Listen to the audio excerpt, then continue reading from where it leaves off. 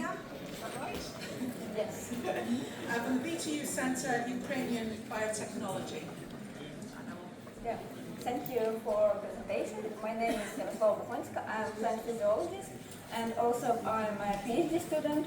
And here I will present our studies of the effect of microbiological products on drought stress resistance in maize. So to start, I think no one here has any doubts that microbes are those who run this world, and here in BTU in Ukraine we are producing microbial and enzymal products for agriculture. And a few words about our company. We are a biggest company in Ukraine that produces microbiological products for agriculture, and we also have an office in Germany, and our products are recognized by people and IBMA. And a few words about drought stress and what it causes in plants. So first of all, we know it has negative consequences for plants' metabolism, and when plant is experiencing drought stress, it percepts is via receptors on plasma membrane and on cell wall, and all the signaling mechanisms lead via really complicated signaling pathway, but all this finishes into changes in gene expression, and because of that, plants develop different physiological and biochemical reactions. It is very important to know that all these adaptive reactions are beneficial for plant survival, but they are negative for plant productivity because they are connected with leaf abscission, stomata closure, and reduction of photosynthetical activity. What can PGPR do in case of drought stress? They can mitigate these negative effects on plant metabolism and productivity. They do it in a couple of different mechanisms. So one of them is production of growth-stimulating phytohormones, is production of antioxidants to mitigate the effects of reactive oxygen species burst. And very interesting mechanism is ACC deaminase production. So ACC is a microbiologicals compound, which is precursor to ethylene, and ethylene is a stress hormone which causes leaf abscission and flower abscission, and bacteria, some of them are able to synthesize ACC deaminase. So this enzyme cleaves this ethylene precursor, and plants have less ethylene and they have less consequences of drought stress. One more interesting mechanism is priming effect because of PGPR. So what they do after application, they cause like a low level of stress in plant, and they activate a defensive mechanism in plant like osmolyte production, antioxidant compounds production, and precursors of phytohormone synthesis. And all these mechanisms lead to overall higher resistance of plants to following stresses. So a few words about products we tested in our study. The first one is named AzotoHelp. It is based on free-living nitrogen-fixing bacteria, Agrobacterium puissans, which is known to be plant endophyte, and it both can fix atmospheric nitrogen and synthesize biologically active compounds. The next product is Liposome. It is bioadhesive, which is made of polysaccharides of microbial origin, and it can form a protective net on a plant surface and therefore increase their resistance to UV rays. And the third one is Organic Balance. It is a mixture of different microbes which have different activities like nitrogen fixing, potassium, and phosphorus mobilizing, but in this case they are interested for biologically active compound synthesis and stress mitigation.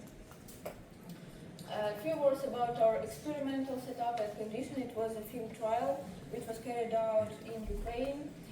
We grew corn of hybrid tree stem, and what is very important that in this trial we had a critically low precipitation during May and June, when it is critical growth stages of corn, and we applied biological treatment during 3-5 leaf stages, and we did sampling during tasseling phase because we were interested in tracking some effects of long-term effects of biological treatment.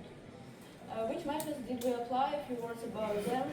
So besides yield, which is very interesting for those people who produce crops, and antioxidant activity using very widely used DPPH extract, DPPH radical scavenging method, and relative water content to determine moisture content in leaves. We also analyzed relative expression of 3 genes. Why we chose these particular 3 genes? Because we know that they are associated with drought stress, and we know that their expression level are getting higher when plants are experiencing drought stress. Just a few information about them. The MNAC is a transcription factor, and the MBPP is pyrophosphatase, and the MNHL is late embryogenesis abundant protein, and all of these are involved in drought stress associated reaction in plants. And let's go to results. Okay, so we will start from the one which is maybe less interesting for the scientists, but most interesting for farmers. It is yield, and we can see that in treated plants, in plants treated with biologicals, the highest yield was observed in plants which were treated with a combination of all 3 products, including bioadhesive and 2 microbial products. And let's dive deeper into the mechanism, so how this yield was increased. So talking about relative water content in maize leaves, we found out a very interesting result that in treated plants, the relative water content of leaves was significantly higher, and that means that these plants have a bigger, higher ability to retain moisture in their leaves, in their tissues, and that's why they may have higher photosynthetic activity and higher productivity. Speaking about relative gene expression, we measured gene expression of previously discussed genes, and we took them as one and compared the expression of other plants to control. And what we see is that in most cases the expression level of stress-associated genes is lower, and we can explain it as that those plants are not experiencing that much high level of stress, and that's why these genes are inactive, and that means that these plants are doing their productive stuff, they are producing crops, and that's why they have higher productivity.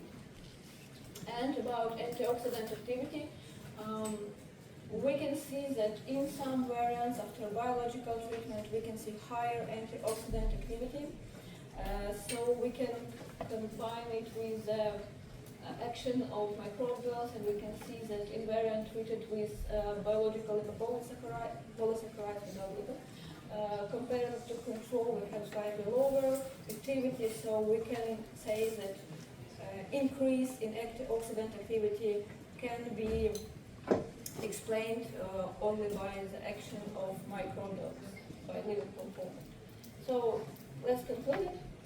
We can tell that plants treated with microbials have the higher yield because of the better, because of higher rate of water content in leaves and lower stress level in plants, and we can see by a gene expression level, stress-associated genes level, and all of this leads to a higher yield in unsustainable, in really harsh environmental conditions. So we can say that biologicals could be used as part of sustainable agriculture and allow us to reduce the use of pesticides and reduce environmental stress in ecological friendly way. I want to thank everyone. I want to thank the organizers for this conference.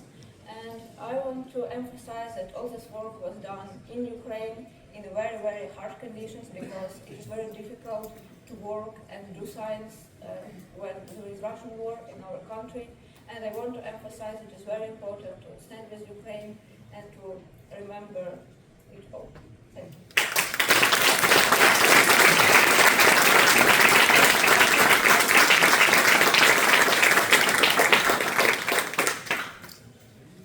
Are there any questions for Yaroslava?